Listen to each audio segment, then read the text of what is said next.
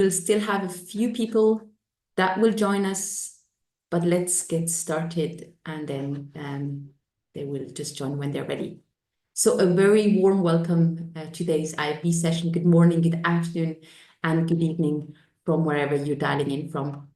It is such a pleasure to be hosting today's event with Bobby Joe, which has been pending for a while now, because also it's we had a few pending events, but finally we're really happy we can do this event with her as it's a very important topic, and I would love to share more about it. For those who are new to Impact for Breakfast, so we are a group, an informal group of family offices, foundations, funds, venture philanthropy, and intermediary organizations, all focusing on impact investing and how we can drive more capital and knowledge into the impact sector, as it's a fast-growing sector and an evolving one. So we believe it's very important to share knowledge and to collaborate as well. This group has been growing and gathering since 2008. We started off back in London. That was the first chapter we started, and today we have expanded to 35 chapters around the globe in 5 continents, and we have 4,100 members. And it's growing and growing, which is a true pleasure to gather with so many experts and practitioners in the field. So today I have the pleasure to co-host this session with Bobby Joe, who is an expert in deep sea mining risks and liabilities. Bobby Joe Dobush, she's an attorney and ocean advocate with board conservation law and policy experience. Her work is informed by a decade as a corporate lawyer advising on ESG issues and carbon market and bringing together scientists, lawyers, and industry. Bobby Joe is a deep seabed mining expert focused on finance, liability, and cultural concerns, who has led a delegation to the International Seabed Authority and advised civil society, government, and philanthropies on DSM. She's committed to protecting the deep sea ocean's integrity by preventing the greenwashing of the blue economy. So I'm super excited to have her here today with us, with her knowledge, and then we're going to talk about what the true costs are of deep seabed mining. Before we deep dive into the topic today, I have a few housekeeping rules to share with you. Just want to inform you that this session is being recorded and we will be sharing it as mentioned before, and you're welcome to share with your network. You can use the chat field for your questions also during the presentation. We will have some time though after the presentation to answer your questions, and we always very much enjoy the interactive part, so please feel free to unmute yourself and share your thoughts and questions. I want to remind you that this is an informal network, so it's all about talking, discussing ideas and also comments, and if anything you have to share with Bobby Joe, this is welcome today. So please feel free to take over during the Q&A and share and unmute yourself. So that's it from me. I no longer want to keep you waiting. Over to you, Bobby Joe. Thank you, Debbie. I really appreciate this. Bear with me 1 second as I share my screen, and we will jump right in. Can you confirm to me, Debbie, you see my slides here? Yes, we see them. Awesome. Great. Thank you so much. Again, thanks to Impact for Breakfast, to Debbie, to Audrey. I'm super grateful for this opportunity.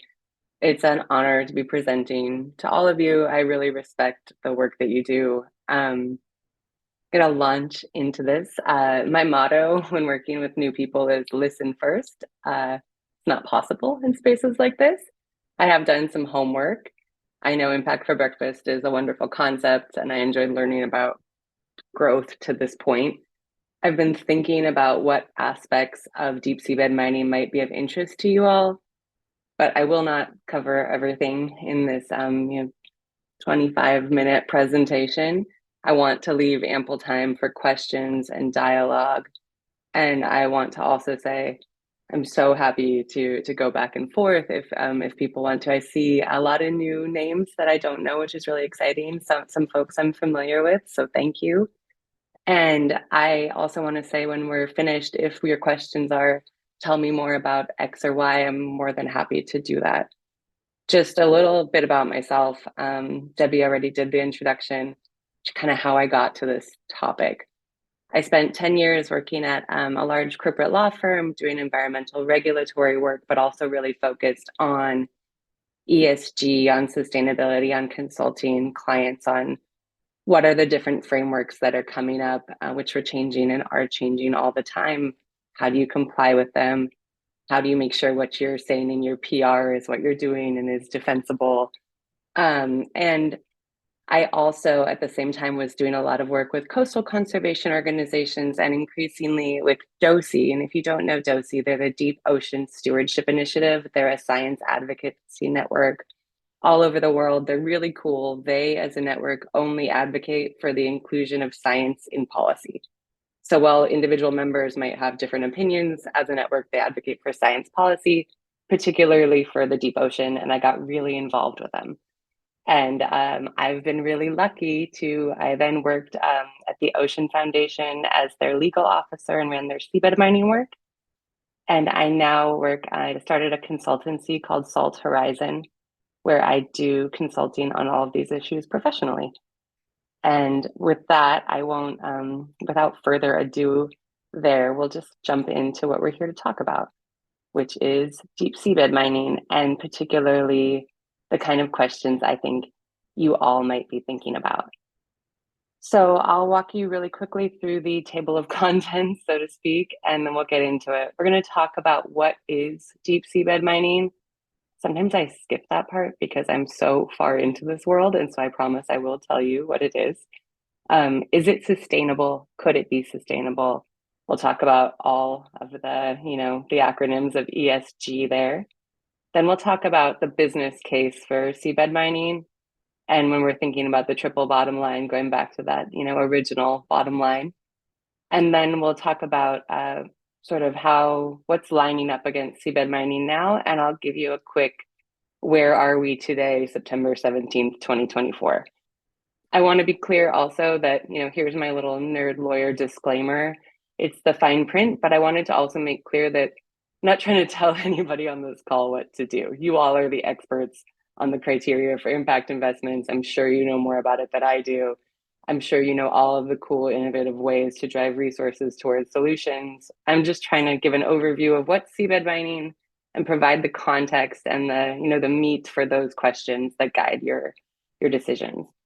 I just want to say, as we talk through this, I'm really grateful for this opportunity because I often feel when we talk about seabed mining, we start the conversation in the middle.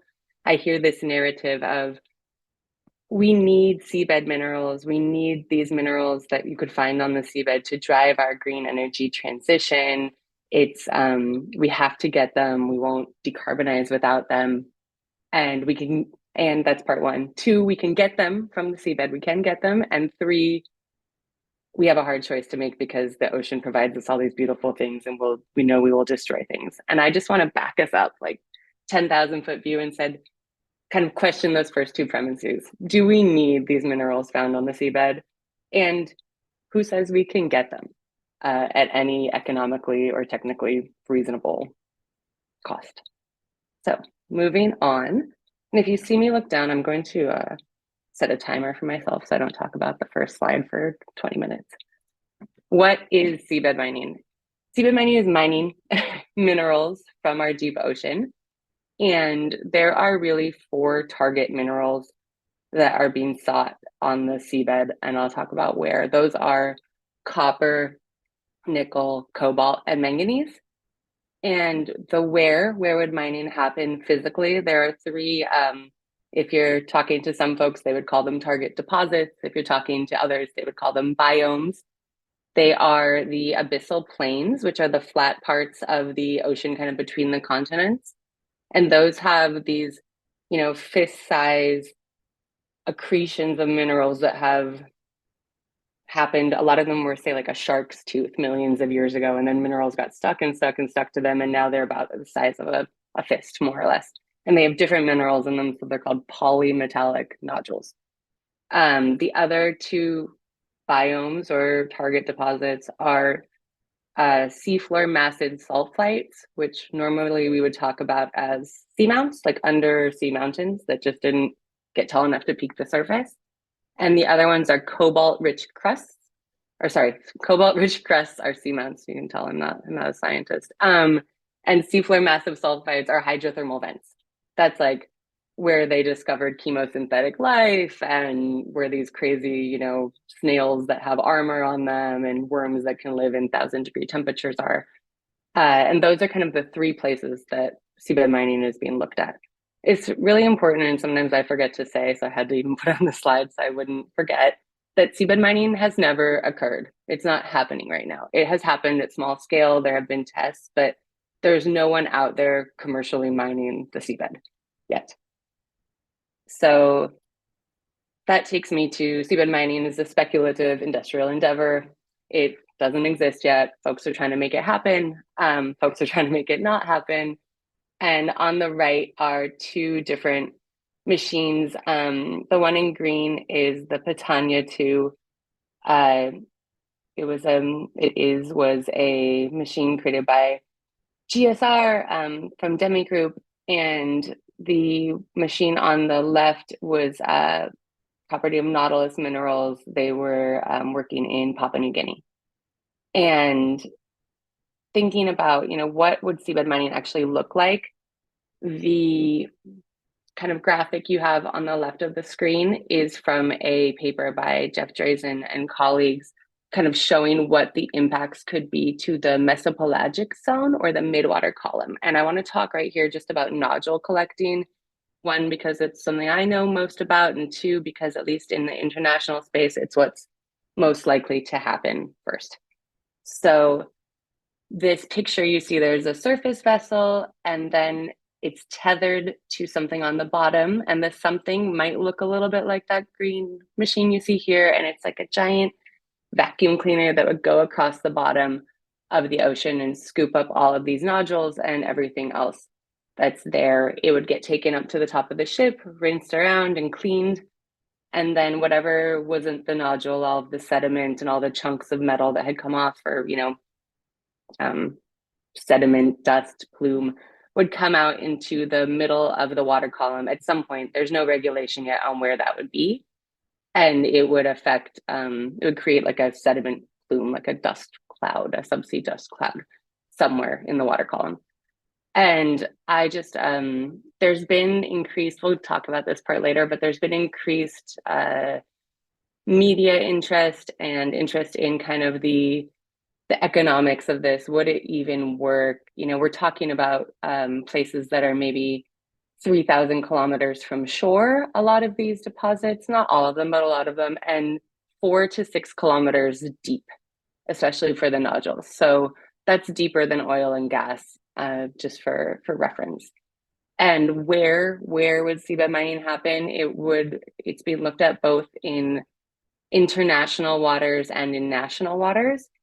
Without going all wonky about the high seas, the general rule is countries make decisions and can use the resources on their own seabed up to 200 nautical miles, which is pretty much a mile away from their coast, with some exceptions for continental shelves.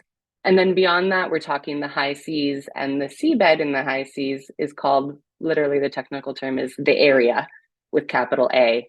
And the area, so the seabed out there, is governed by something called the International Seabed Authority.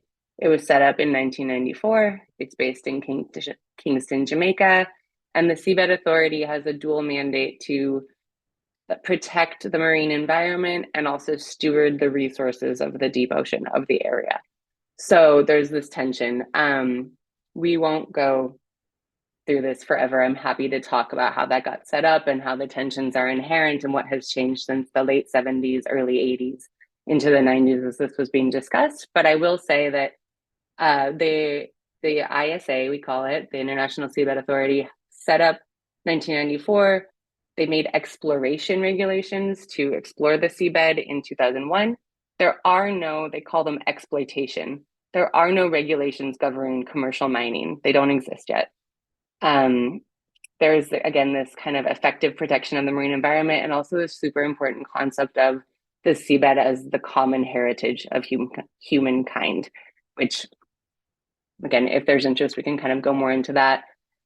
There's some principles about the ISA. And then I just wanted to say national waters. There's also this conversation happening in national waters. It seems many of you are in Europe. I'm sure you've maybe heard that Norway is looking at mining its seabed resources. The Cook Islands is also exploring theirs, as are Japan, Papua New Guinea, Tonga, all to varying extents. And that's not an exclusive list, but those are kind of the front runners in that space. So that's a short intro to what is seabed mining. And now I want to jump into a little bit of is it sustainable? Could it fall under an ESG profile? And I will, if you didn't notice when I was talking about the biomes, I am not a scientist, but I have been working with DOSI for a long time. And I will say that the environmental concerns are immense.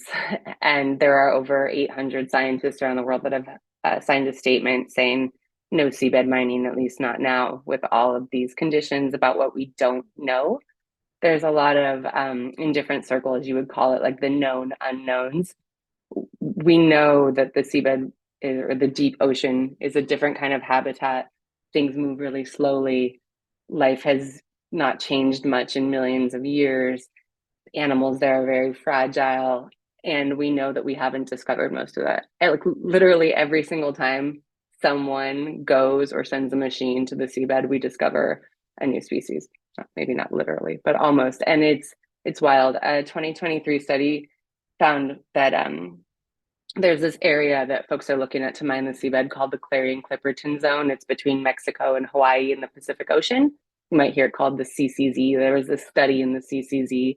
90% of the species looked at in these records were unknown to science, so seen for the first time. So again, we talked about the plume, and sometimes it's confusing the way industry will talk about the plume because there are two sediment plumes. One is from the actual vehicle on the bottom of the ocean, and that's problematic. But the one that folks are more worried about is the one that gets dropped off somewhere in the mesopelagic zone in the midwater column and has the potential to, there's a lot of infighting right now about, are we talking kilometers or hundreds of kilometers or thousands of kilometers? And I would say there's definitely a scientific coalescing around at least hundreds of kilometers. And then, the whole midwater food web, we're just beginning to understand how that works without being affected, never mind with being affected. But for example, I've been talking a lot to fisheries organizations. They're very worried about this. How could this affect the commercially important fish themselves or their food? Noise from this, again, we could talk about any of these, but I'm not going to run through all of them. But there's been studies on deep water corals and how this could affect marine genetic resources, which all of a sudden positions seabed mining potentially in contrast with big pharma and the COVID vaccine came from something on the seabed, or no, sorry, the COVID test. I don't want to misspeak there. But there's all of these things that are happening all the time. And we just don't know what we don't know, but we do know the deep sea is full of wonder, full of animals we've never seen, and we're learning every time. And also importantly, because there are folks talking about selective harvesting. It's not harvesting if you didn't plant it, according to my definition of harvesting, but selectively taking nodules off the bottom of the ocean. But the nodules are the habitat. In that big, muddy space of the abyssal plain, a lot of the animals that live down there grow inside or attached to the nodules. So one thing I just want to get kind of ahead of this conversation is you'll hear kind of comparisons to how do you compare seabed mining to terrestrial mining. And I think it's really important to say, first, the jury is out on which one would even be worse for the environment, largely because we don't know that much about the effects of seabed mining.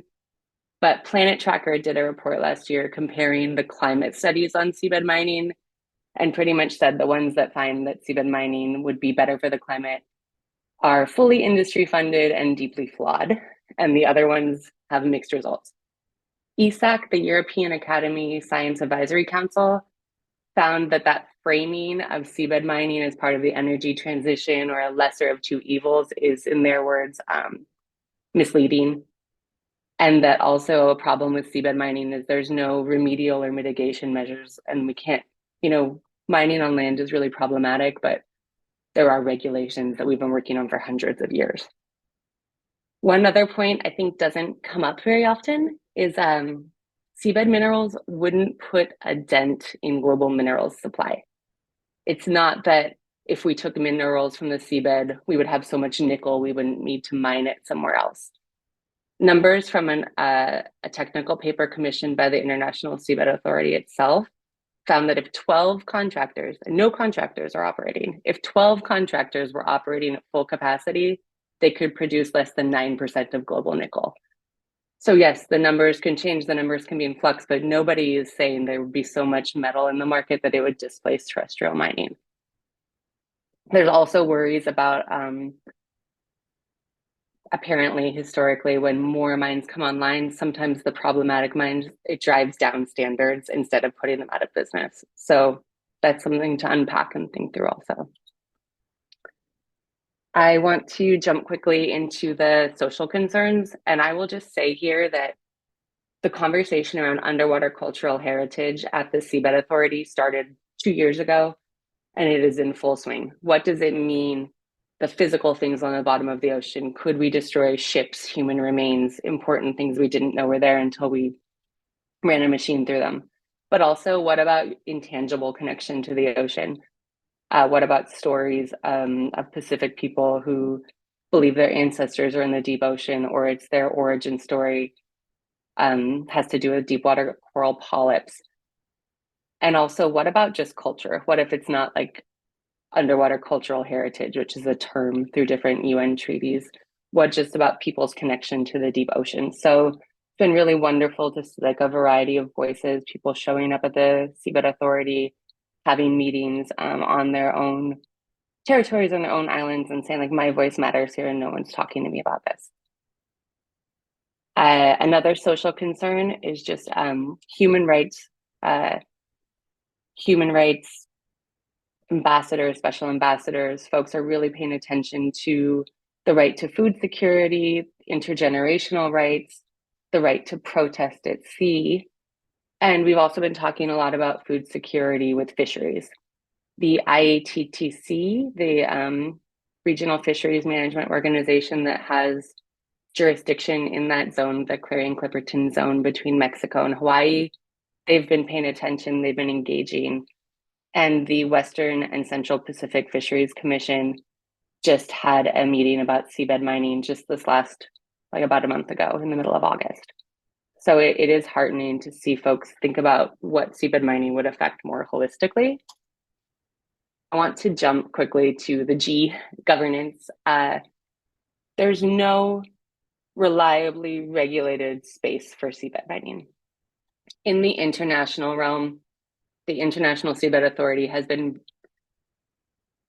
highly problematic, both because of a dual mandate and because of a lack of regulations, and because, again, it's a little bit beyond the scope of this presentation, but there have been many media articles in major news outlets around the world about accusations of corruption, especially with the outgoing Secretary General of the International Seabed Authority, and potentially improper relationship with contractors, or potentially being an advocate instead of a neutral party.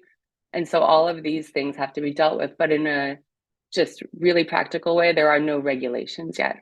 And a paper that came out earlier this year found that 30 major issues remain outstanding in the ISA regulations. And I can tell you from being there, these aren't crossing T's and dotting I's kind of issues. These are conceptual disagreements about how a framework should be, not do we need the comma here or do we need the comma there. That paper found that this internal deadline to complete regulations in 2025 is unrealistic. And I would say that was very gently put. I think that I know very few folks that think the regulations could be done next year. And in Norway, where that country is moving forward with exploration and potential exploitation of seabed mineral resources, they're doing so against the advice of their own environment agency, and they're being sued because of it. And there's there's problems and questions raised with every national jurisdiction that's looking at seabed mining about whether or not it would eventually even go forward, and if so, how would it be regulated. Happy to talk through any of that.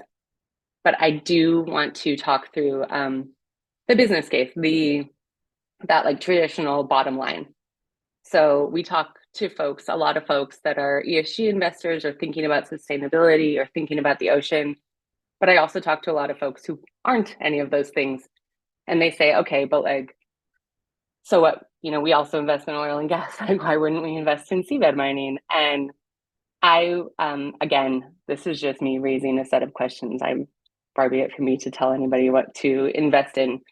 But first, I think it's really important to understand that this would be a massive industrial endeavor, far from shore, deep in the ocean, and no one has done it.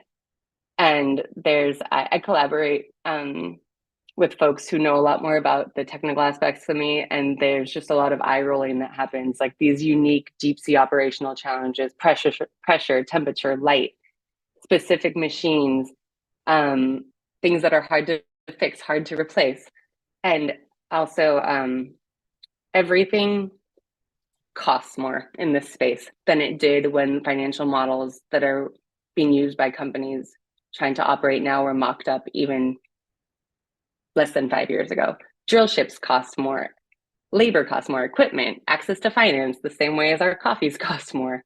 And also, as EV production, electric vehicle production has come up, the prices of nickel and cobalt have not.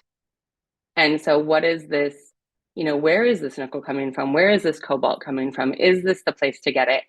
And I think that for this purposes of today, I think it's sufficient to just say that the market is, these prices are not stable, and this is a very fixed cost industry.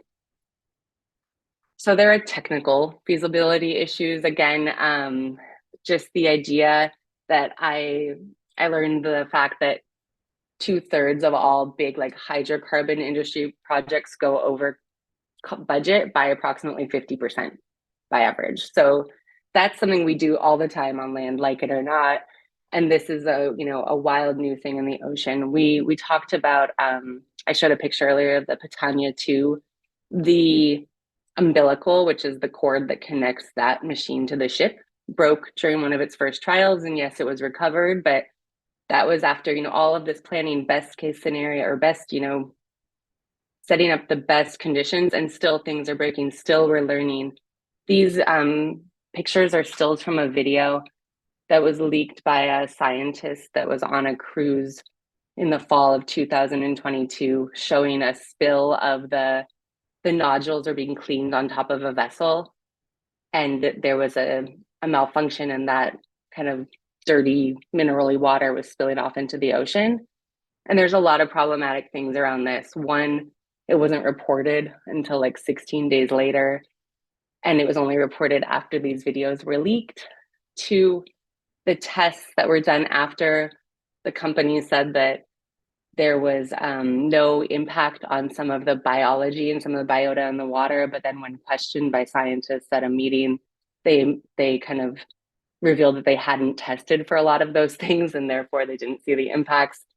My point is, it's just not ready. It's not like, sometimes I think we kind of talk about seabed mining, that if only the regulations were finished, we'd be there, we'd be making money tomorrow. Like, it's not happening. It has yet to be proven that it could happen at any kind of scale that would make anyone money. For example, there's this front-running company that's in the media called the Metals Company. They're a Canadian company.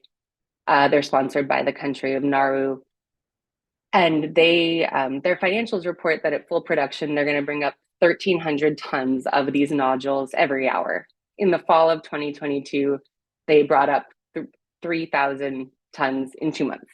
It's just, we're not there at the scale. And of course, what they were doing in fall of 2022 was science and all these other things. They weren't bringing up nodules the whole time, but just to kind of give a different sense of the scale of where we're at and where we would need to be for people to make money doing this. Again, this slide we could talk about for hours, but cobalt, nickel, copper, manganese, 5 years ago, the pitch for seabed mining was we need these minerals to decarbonize. We need them for EVs. We need cobalt, we need manganese. Well, all the new cars aren't using cobalt or manganese in their batteries, nor are storage. And so you're hearing an industry narrative switch away from EVs to pretty much just like a catch-all.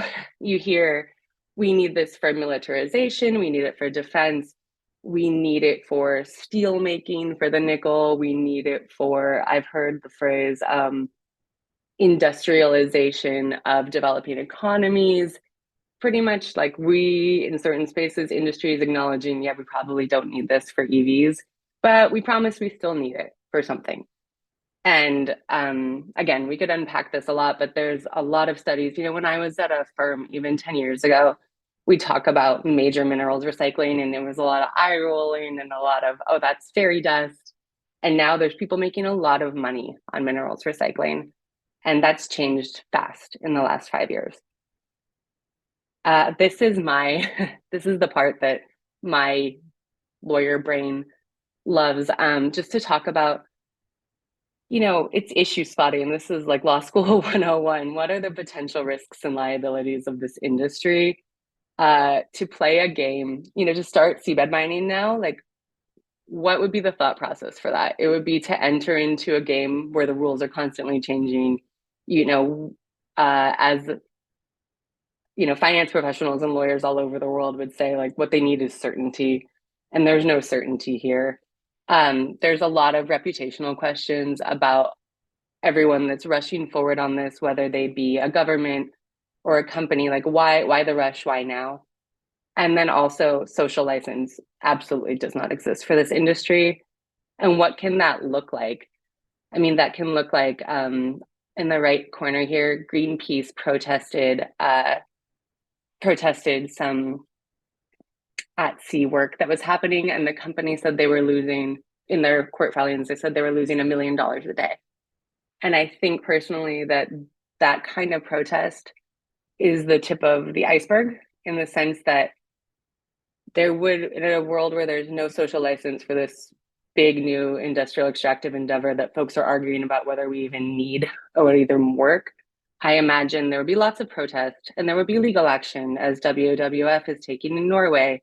And that, I haven't seen that priced anywhere. And I think that that would be a major cost for this industry. And this is just to say, kind of as we wrap this part of our talk up, you know, don't take my word for it. The UN Environmental Program Finance Initiative found that there's no way seabed mining can be viewed as consistent with sustainable blue economy finance principles. The European Investment Bank has classified seabed mining as unacceptable. The Task Force for Nature-Related Financial Disclosure recommends avoiding DSM, noting both a risk of irreversible environmental damage and the transition risk of reduced capital availability. International Capital Market Association, UN Conference on Trade and Development, major insurers and reinsurers are totally excluding seabed mining. And I think it's interesting, a handbook came out, an ESG handbook put together by industry for seabed mining came out just last month. And most of these, there's an appendix that kind of lists relevant standards. Many of these are not listed. The Task Force for Nature-Related Financial Disclosures is listed, but just as a, you know, check this out, the fact that the TNFD recommends avoiding seabed mining is not mentioned in that handbook. So again, growing momentum against seabed mining. This is just, all of these resources are available online through me. I'm happy to share them, but there's banks, there are investment firms, insurers, companies. Some of those companies are below. SAP just signed on to a statement not to source minerals from or invest in seabed mining, as did Apple. Google was already part of that, BMW, Volvo. Scientists, more than 800 marine scientists, a lot of civil society, you can imagine, and an increasing number of youth groups and like local and Indigenous voices in this space as well. And I'll just wrap up with kind of, so what, where are we now? Again, at the International Seabed Authority, there are no regulations. We're far from consensus. There have been 2 consensus resolutions that there should be no mining in the absence of regulations. So if a company were to apply to mine, there's consensus that that shouldn't happen, which is of course different than it wouldn't happen. But also many countries have said they would not approve it. There's new leadership after 8 years at the International Seabed Authority. Leticia Carvalho from Brazil, she just got elected to be the Secretary General. She'll be starting in January. So that is a major shift at the organization. The companies that signed that business statement, the ones whose logos were below and many others, they're not just committing to not use seabed minerals until the ISA has regulations. There's a lot of criteria there that have not been met before they would ever consider using minerals from the seabed. The metals company, which we talked about before, is one of these front-running companies that's out there. We know a lot about the metals company because they're the only publicly traded company that has a license to mine the seabed. So we look often at them. On their last investor call, they reported they have $500,000 in cash and $45 million in unsecured credit provided by their 3 largest shareholders. So it's one of them, some of those shareholders obviously would be able to continue a business into the future should they want to, but these, it's not, it seems like there's a bunch of timelines running into one another. The countries that are exploring seabed mining in their national waters face local and global opposition alongside actual and prospective legal action. The US government just denied a request to open an area near American Samoa in the Pacific Ocean for seabed mining exploration after consultation with the American Samoan government, who recently announced a ban on seabed mining in their own waters. And this narrative about green transition is facing a lot of scrutiny. And as I have an ESAT quote here, but I just wanted to go back up one thing before I wrap up and say that there's 32 countries, I can't believe I didn't point this part out, 32 countries who have announced either a ban, a precautionary pause, or a moratorium on seabed mining. And those all come with a lot of strings and a lot of criteria before they would even consider supporting mining in the seabed. So that is me talking for a long time, and I'm really hoping that we can have a dialogue and some questions. So thank you very much. Thank you very much, Bobby Jo, for this extremely informative session with lots of information to absorb. We open up for questions now. You're free to unmute yourself if you have any questions, or you can put them in the chat field. I see Sabine already has one. Before we get started with the question, I have one question, Bobby Jo. Where is, you mentioned Norway as a country looking into going to mine their seabed.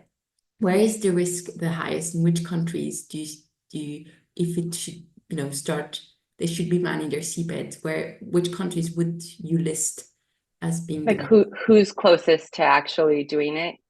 Yeah. Right now, I would say Norway, Japan, the Cook Islands. Yeah, okay. Thank you. Sabina, please go ahead. Thank you. First of all, Bobby, I must thank you so much. It was a wonderful session. I had no idea what deep sea mining was before this at all. But I do have a question about what would be the carbon footprint for deep sea mining? What would that look like as compared to territorial mining? Yeah, thanks, Sabina. That's a great question. And folks are definitely looking at it. So in this this comparison to terrestrial mining, it depends who you ask. There have been 3 studies published about this, and Planet Tracker did a really great comparison, kind of walking through those 3 studies, their methodologies. And the short answer is Planet Tracker found, having looked at all of this, that we don't know. We don't know because of a lot of the uncertainties around seabed mining, but also when you compare those 3 studies, only one of them said that seabed mining would be better for the carbon footprint. And Planet Tracker found a lot of issues both with the what's the word I'm looking for, neutrality of that study and the methodology. So I guess the short answer is jury's out. There's a lot of things. I mean, the boat that does the mining, what kind of fuel would it use? Like, how long do you have to be out there? What terrestrial mine are you comparing to? But I think the short answer is there's no clear winner there. Thank you. Veronica, please go ahead. Thank you so much, Bobby, for sharing all these details. It's very, very insightful. I've been following some of the developments, so it's good to hear it from an expert. So my question is, you explained that there is very little insurance, almost no insurance, at least not the major companies that are supporting them. Same for the regulatory portfolios.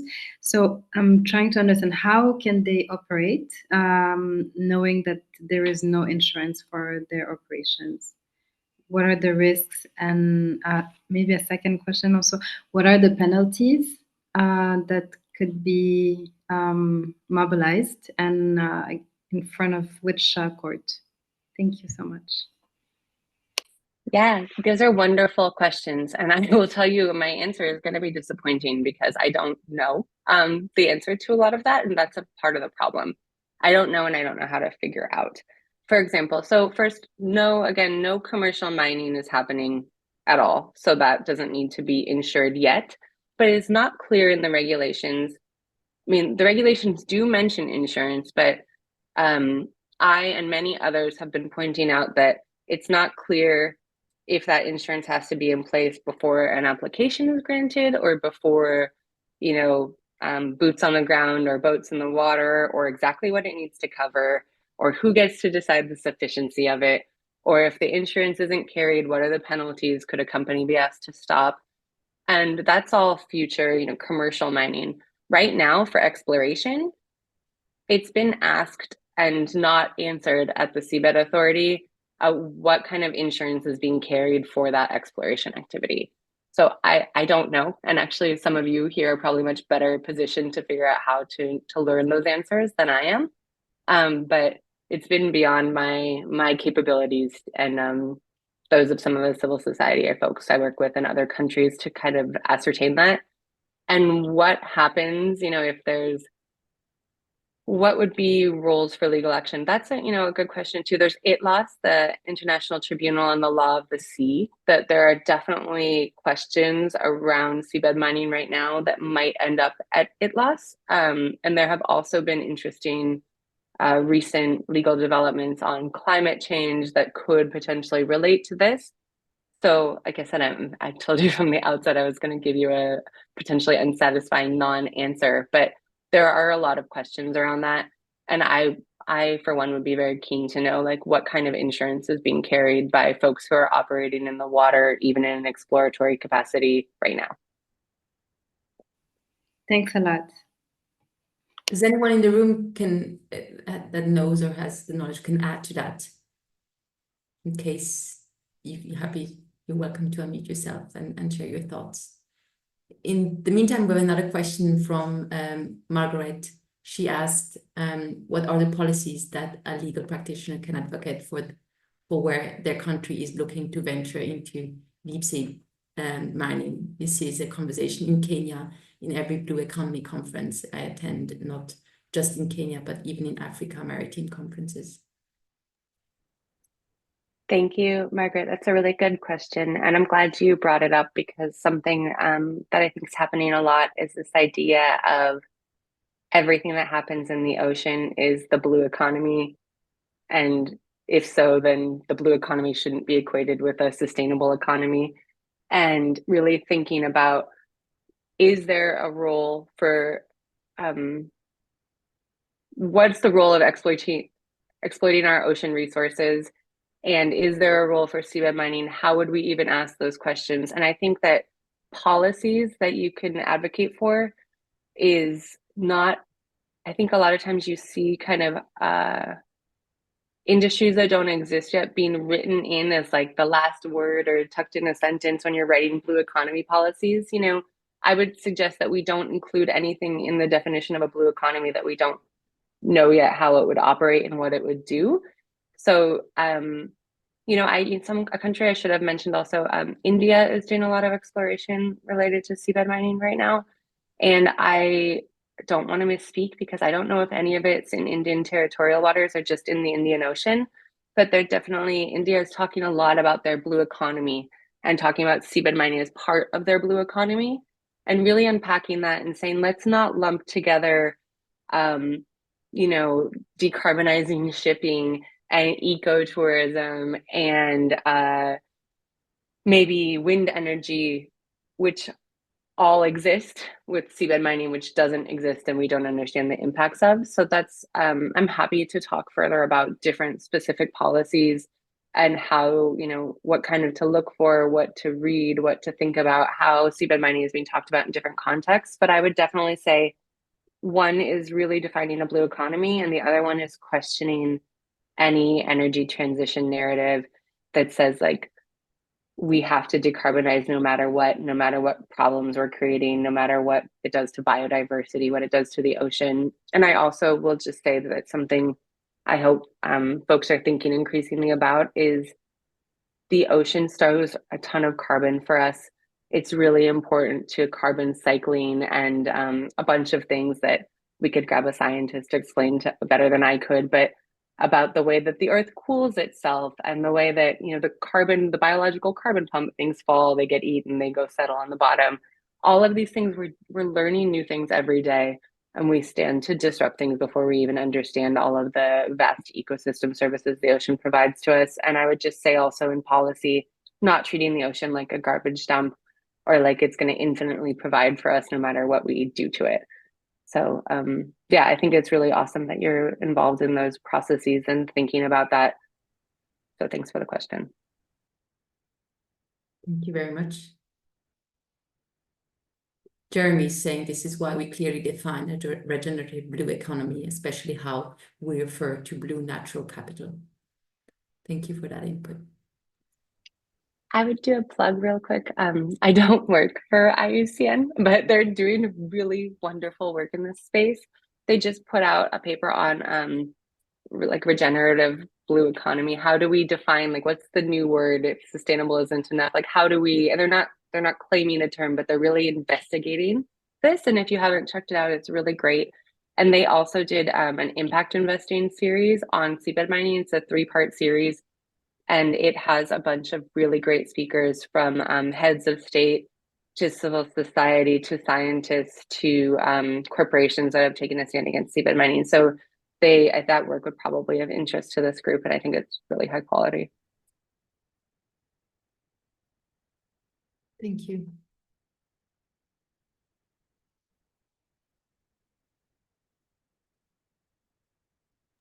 I can absolutely share some things after this.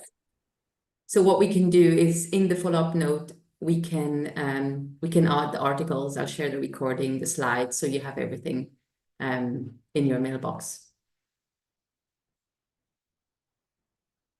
Is there anything, you know, as impact investors? I mean, the topic has been rather new to me before I spoke to you, Bobby Joe. And what can, you know, the impact investing world, impact investors, philanthropists, what can they do? For those, for example, that I've heard about the topic the first time today, is there anything you can recommend for specifically for impact investors and working in the impact sector?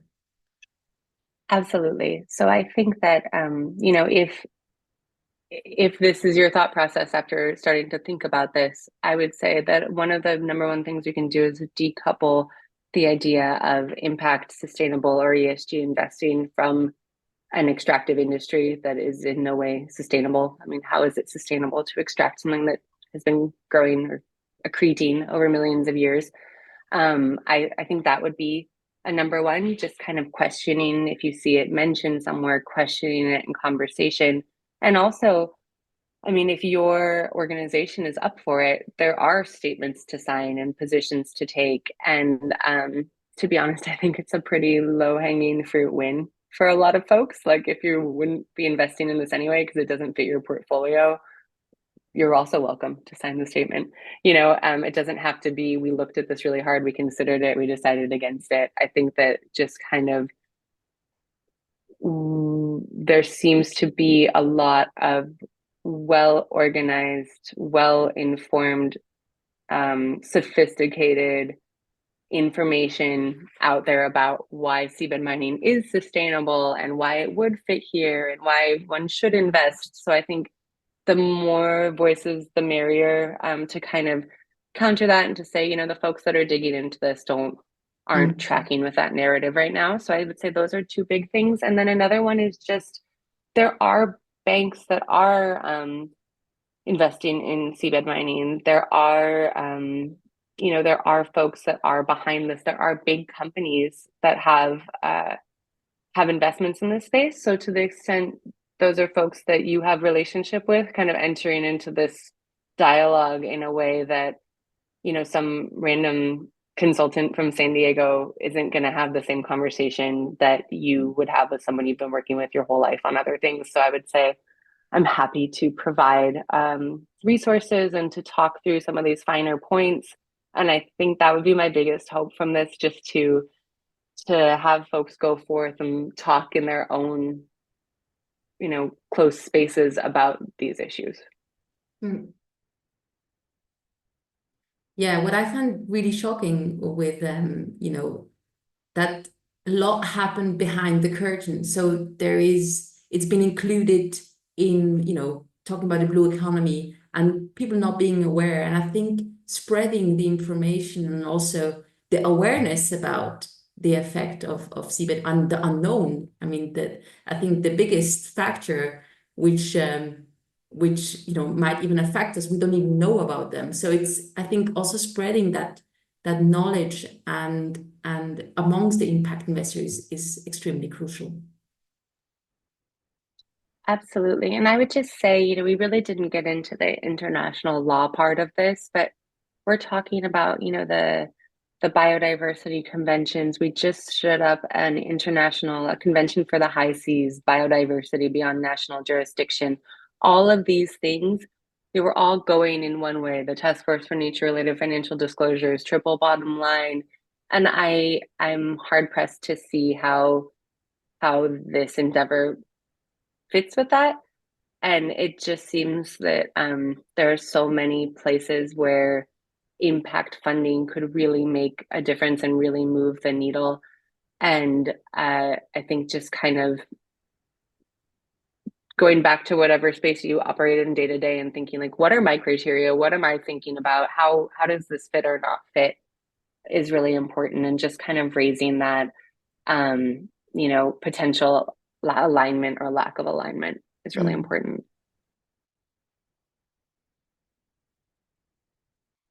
So we have time. We're close with 2 minutes before we close the session. So if there's one final question, please feel free to unmute yourself. And if not, then I want to thank you, Bobby Joe, for your time. I know you got up early for this.